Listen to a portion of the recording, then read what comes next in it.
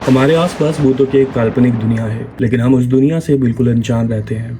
बहुत सी प्राचीन किताबों में भूतों के अस्तित्व का विवरण भी मिलता है, और ये कहानी भी उन्हीं कहानियों में से एक है, जिसमें एक छोटे से शहर में स्नेहा नाम की एक औरत रहती थी। वह शादीशुदा थी, लेकिन उसकी कोई औलाद नहीं थी। 3 बार उसका गर्भपात हो चुका था। वह बच्चे को पाने के लिए व्याकुल रहती थी, लेकिन हर बार उसकी गोद सूनी ही रह जाती थी।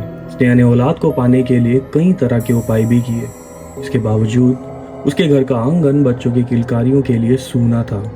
स्नेहा का पति एक मजदूर था, और वह अपनी पत्नी से बहुत प्यार करता था। उसे भी अपने बच्चों की चाहत थी, लेकिन ऊपर वाले की मर्जी के बिना उसका यह सपना पूरा नहीं हो सकता था। स्नेहा चौथी बार फिर से गर्भवती होती है।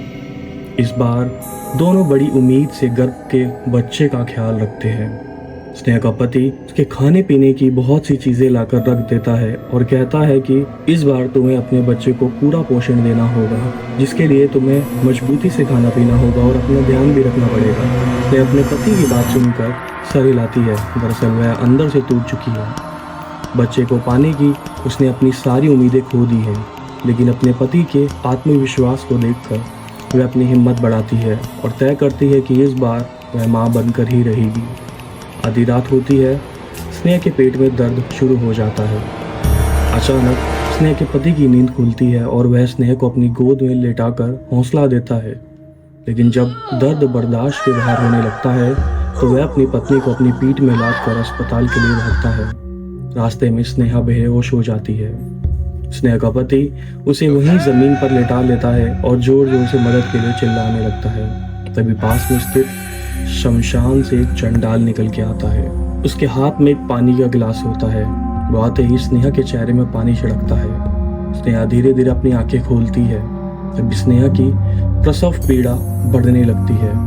स्नेहा का पति उसे जोर से पकड़ लेता है और उसका हौसला बढ़ाने लगता है। शमशान का चंडाल अपने कपड़ों से राख निकालकर स्नेहा के पेट में लगाता है, जिससे स्नेहा की तकलीफ शांत हो जाती है और कुछ ही पल में एक बच्चा पैदा होता है। लेकिन काफी देर तक जब बच्चे में कोई प्रतिक्रिया नहीं होती तो स्नेहा रोने लगती है, क्योंकि यह स्नेहा का चौथा बच्चा था जो पैदा होते ही उसे छोड़ गया।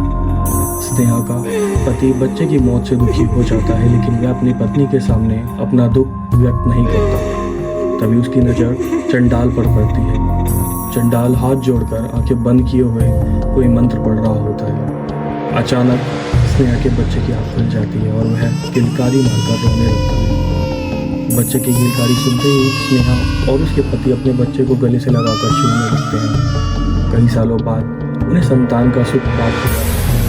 दोनों शमशान के चंडाल को धन्यवाद देते हैं और उसके चरणों में गिरकर उसका अभिवादन करते हैं। चंडाल बिना कुछ बोले शमशान में वापस लौट जाता है।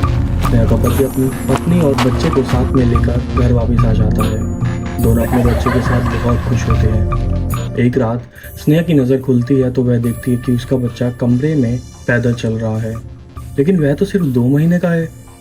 स्नेहा सोच में पड़ जाती है कि इतना छोटा बच्चा कैसे चल सकता है। वह अपने पति को जगाती है, लेकिन गहरी नींद में होने की वजह से वह नहीं उठता।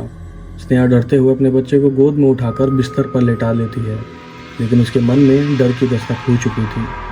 सुबह होती है। वह अपने पति से रात की बात बताती है। स्नेहा के पति को उसकी बात पर भरोसा नहीं होता।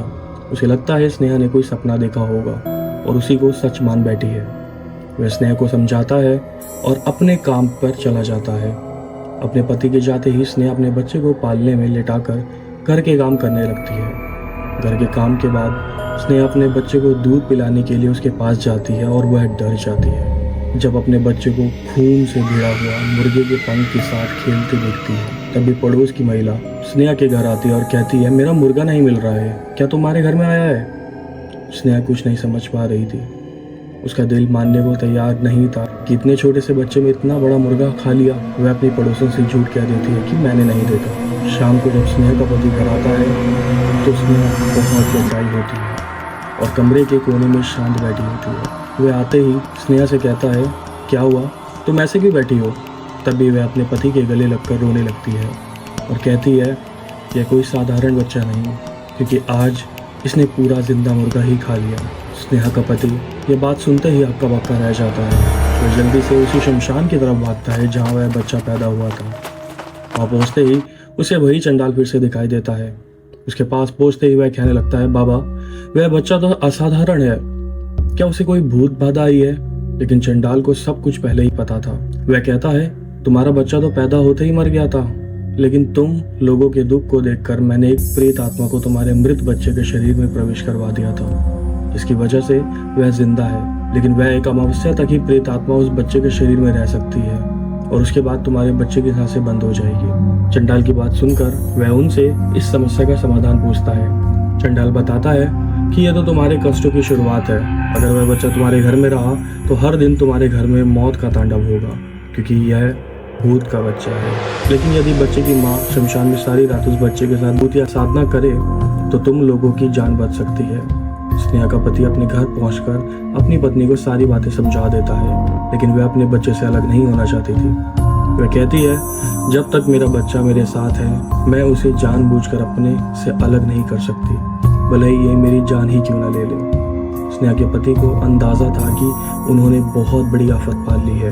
वह मन में तय करता है कि जब स्नेहा सो जाएगी तो वह उसके बच्चे को उससे अलग कर देगा। स्नेहा का पति रात होने का इंतजार करने लगता है। जैसे ही स्नेहा सो जाती है वह बच्चे को लेकर शमशान पहुंच जाता है और चंडाल के पास जाकर कहता है, बाबा ये आफत आप ही संभालो, बस हमें बचा लो। चंडाल बच्चे को देखते ही उसे डांटते हुए कहता है, तुमने अपने साथ साथ मेरी मौत का भी इंतजाम कर लिया, जो इसे इसकी माँ के बिना ले आए।